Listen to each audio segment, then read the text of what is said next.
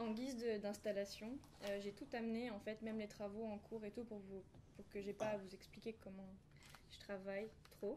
Il y a un assemblage fini que je fais avec du calque. Vous pouvez sortir, vous pouvez enlever les épingles et puis jouer avec les planches si vous voulez, c'est fait pour ça.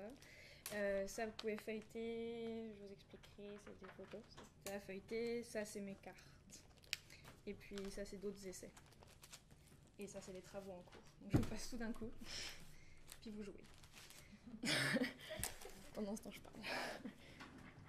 Ok, donc vous autres faites carte, ligne de fuite hochelaguaise.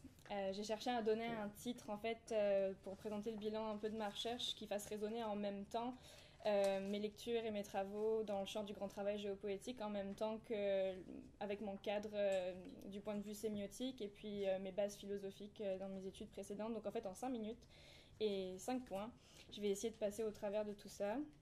Donc j'habite à Hochelaga que depuis le mois d'août.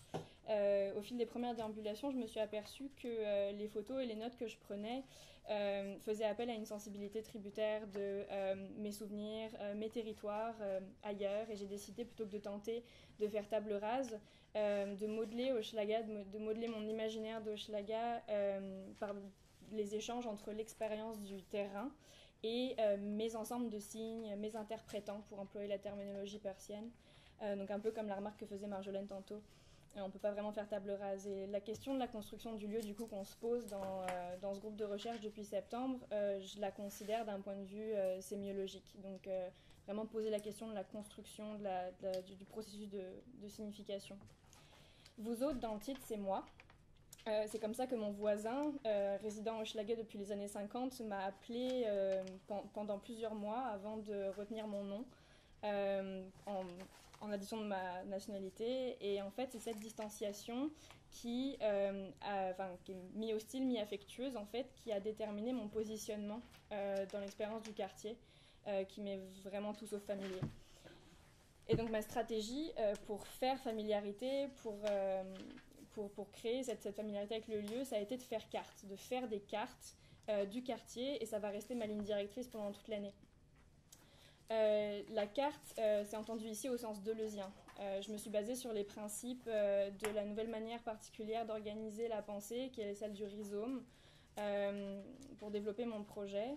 Travailler avec le rhizome, c'est refuser l'organisation rigide et verticale du savoir, c'est penser par intensité et densité de l'expérience, c'est multiplier les points d'entrée dans un objet, c'est-à-dire en fait casser l'emblème d'une certaine manière, essayer de penser l'ancrage comme provisoire et essentiellement motivé. Et puis c'est aussi accepter les effets de rupture d'un ensemble signifiant vers un autre. Donc casser le cadre un peu, essayer de casser le cadre. Puis questionner la médiation. Donc ce qu'on cherche en fait, c'est l'embranchement de systèmes sémiotiques, d'agencement d'énonciation, qui font système ensemble et qui constituent le processus de familiarisation, donc la construction du lieu. Dans ce contexte théorique assez lourd, j'en ai bien conscience, la vue semblait le sens qui allait être le plus approprié au niveau de la création, parce que c'est le sens qui porte le plus à l'abstraction et puis qui porte le plus à un travail sur la relation iconique entre les objets. Donc voici un exemple de la manière dont je travaille. Ici un graffiti, je mets tout en noir et blanc. Ici un graffiti en haut d'une porte au coin Moreau et Rouen. Et ici un haïku qui me rappelle mes cours de calligraphie, plutôt dans ma jeunesse.